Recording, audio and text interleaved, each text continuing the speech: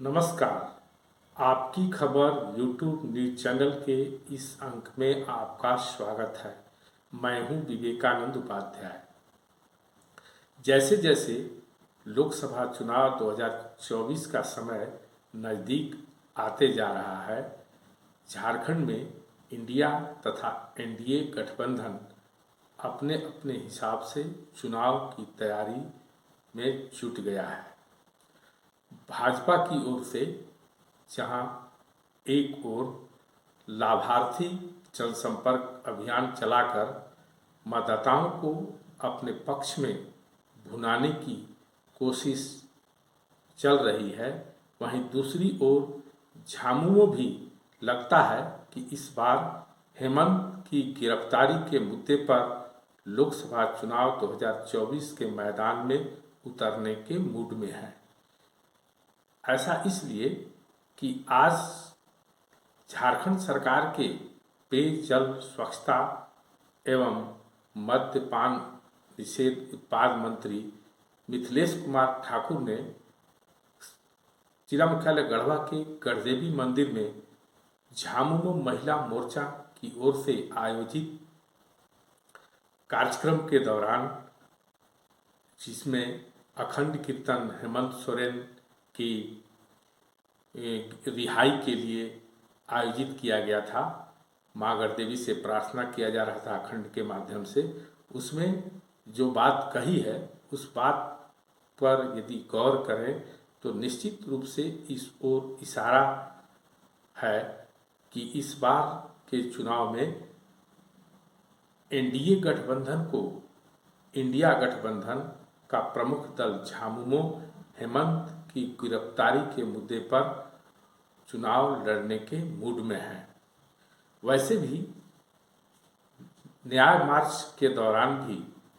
झामुमो की ओर से पंचायत स्तर पर लगातार अभियान चलाकर हेमंत सरकार द्वारा जनता के हित में किए गए कार्यों को जहां एक ओर बतलाया जा रहा है, वहीं हेमंत सोरेन को बेगुनाह बताकर उन्हें ईडी के जरिए गिरफ्तार कराने की बात कही जा रही है।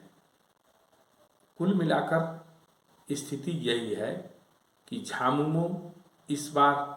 लोकसभा हो अथवा आने वाला विधानसभा चुनाव, उसमें हेमंत सोरेन के गिरफ्तारी के मुद्दे पर भी चुनाव मैदान में उतरेगी, इस संभावना से इनकार नहीं किया जा सकता है। जहां तक आज जिला मुख्यालय गढ़वा के गढ़देवी मंदिर में हेमंत सोरेन की रिहाई के लिए जो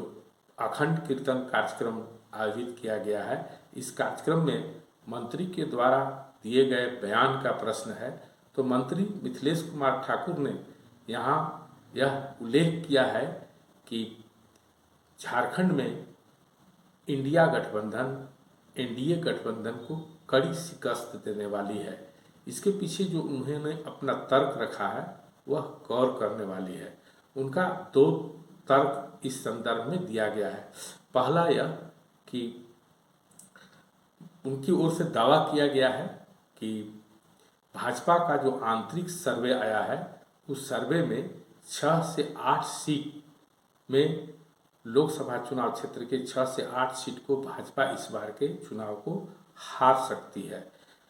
ऐसे में उनका यह कहना है कि पिछले चुनाव में एनडीए गठबंधन ने 14 में से 12 सीटें जीती थी, जिसमें से 6 से 8 सीट हार का खतरा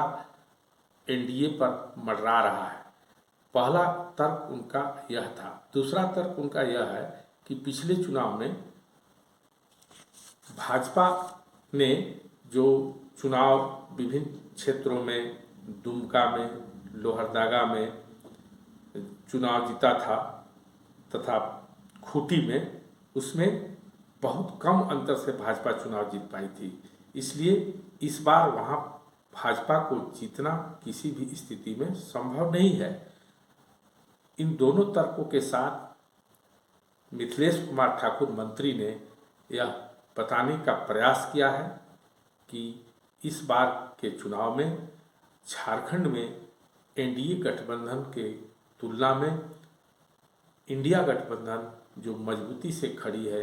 एक साथ एकजुट होकर खड़ी है, वह चुनाव जीतेगी और सफलता हासिल करेगी। और इसी के माध्यम से उन्होंने कहना चाहा है कि हेमंत सोरेन के द्वारा किए गए कार्यों में से उनकी आम जनता के बीच में बढ़ रही लोकप्रियता के भय से ही भाजपा ने ईडी को लगा करके उन्हें गिरफ्तार किया है। भाजपा की इस मंशा को वे लोग किसी भी कीमत पर कामयाब नहीं होने देंगे। तात्पर्य यह कि इस बार के चुनाव में इंडिया गठबंधन एनडीए गठबंधन के सामने इस पूरी तरह से हेमंत सोरेन की गिरफ्तारी की मामले को उठाकर इसे सहानुभूति लहर में बदलने के प्रयास में अभी से लग गई है। इस सहानुभूति लहर से हेमंत सोरेन की गिरफ्तारी के मामले को आम जनता के बीच में ले जाकर इंडिया गठबंधन कितना लाभ पहुंचाएगा यह तो भविष्य तय करेगा, किंतु वर्तमान में जिस प्रकार से न्याय मार्च के माध्यम से तथा विभिन्न मंदिरों में आज के जैसे कार्यक्रम गढ़देवी मंदिर में हुआ, मंत्री ने अपनी बात रखी है, उससे इस बात से इनकार नहीं किया जा सकता है कि इस बार का लोकसभा का चुनाव झामुमो, विशेषकर झामुमो हेमंत सोरेन की गिरफ्तारी के मुद्दे पर ही लड़ेगी तथा इसी मुद्दे को लेकर चुनाव मैदान में उतरेगी। इसका परिणाम क्या होगा यह तो आने वाला भविष्य तय करेगा, किंतु जिस प्रकार से झारखंड सरकार के मंत्री मिथिलेश कुमार ठाकुर ने आज गढ़देवी मंदिर में अखंड कीर्तन जो महिला मोर्चा की ओर से झामुमो का आयोजित था, यह बात रखी है, उससे यह संकेत मिलना शुरू हो गया है कि इस बार के चुनाव में झामुमो इंडिया गठबंधन के साथ मिलकर एनडीए को शिकस्त देने के लिए हेमंत सोरेन की गिरफ्तारी के मुद्दे को पब्लिक के बीच में लाएगी। क्योंकि अक्सर यह देखा जा रहा है कि मिथिलेश कुमार ठाकुर के द्वारा जो भी कार्यक्रम किए जा रहे हैं उस कार्यक्रम में हेमंत सोरेन की बेगुनाही का परसेप्शन तैयार किया जा रहा है। लोगों के बीच में यह बात कही जा रही है कि हेमंत सोरेन पूरी तरह से बेगुनाह है और उन्हें बेगुनाह होते हुए भी उन्हें भाजपा सिर्फ इसलिए गिरफ्तार कराई है ताकि आने वाले लोकसभा चुनाव 2024 में जो उनकी लोकप्रियता से इंडिया गठबंधन को फायदा पहुंचने वाला है, लाभ पहुंचने वाला है, वह लाभ उसे नहीं मिल सके। इसी परसेप्शन के सहारे इंडिया गठबंधन आने वाले लोकसभा चुनाव में हेमंत सोरेन की गिरफ्तारी को सहानुभूति के रूप में आम लोगों के बीच में रखकर उतरना चाहती है। नमस्कार, आज के इस अंक में इतना ही। यदि आप हमारे चैनल को अनुरोध है कि देखें, लाइक करें, शेयर करें तथा सब्सक्राइब करें।